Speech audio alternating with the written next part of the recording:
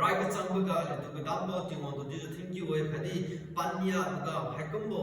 platform lu pat kha ka bi bo thank you we khadi pasum ba hai bo YouTube channel free ka ba mai ti to thank you bo pat khai bo won ka don ba ga ali ti mo bo la keng hai sim khem ji ra kam khe being diligent and faithful in small things is that hai bo hang ga so ali khem ji ra kam nei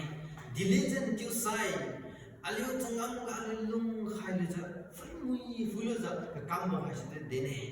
aliu to ka sem ga malum ko se ko mai chu ja chumi ne chu sai ka jib ga de malum ko se mai chumi ra boy to ja hai se Luke chapter 16 go verse 10 ga aliu fu ki ga pasan se hai se ngoi aliu to ka sem ga malum se ne chu sai aliu ko green ding hai se thoi tang liu fu ko green ding hai se chumi ra boy and I trusted must do it. We must do it. Sometimes I eliminate Dora by saying must do it. King cut do it. Do say king cut Dora by saying they don't do say. No to the same gamalum khabidi. Kadim gamalum khabidi. No no chun sing set ni jangam kam say. No to ko khai kabi buka. Mazij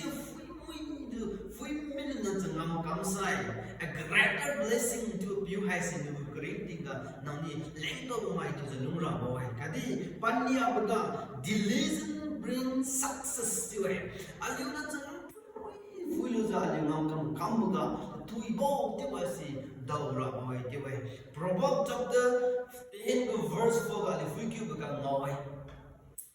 so ko mai dong ni changam kam ke mai dong hai sira klem sa ba si daura boy kadi changam palum chun sing set changam kam mai dong hai se lui bo hai se daura boy te wai tanai apu ya pi mai chu ski chu den chu zu ka ba mai ji si na mai ka fi mai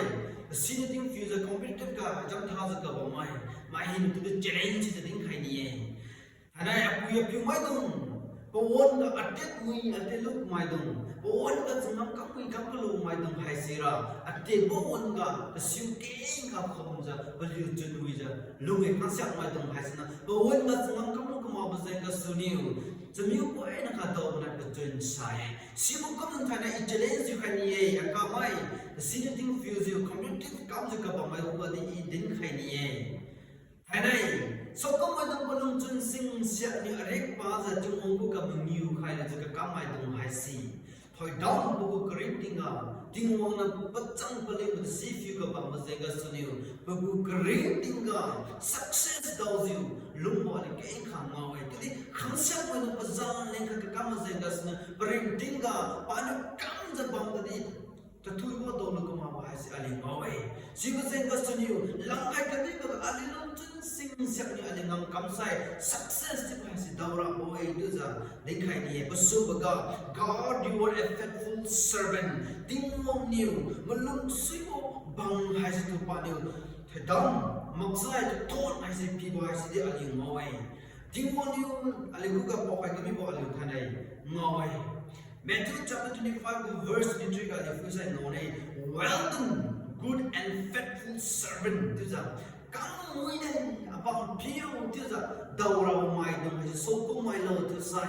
malung khai ka mi ba ga malung tung sing sia ni dong kam mui fu ju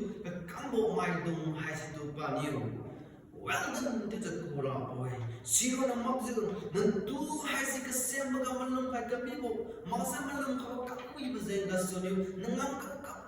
kam khai ba zen ga so ni nan tu ka di ba ga tim bi bo mai tu za lung ni ra boy ka di I mai wang ma cham lo ju chun mai ba ta ma se ka bo no mai chim mi ra boy tu za din ka bi bo kong ali ku green ding ga ali to lang khai ba ga changam ai na ga se bi di bi di changam ali lung chun ka ka kam mai tu za thoi dang ka do mai tu ke tu ding khai ni ya thing you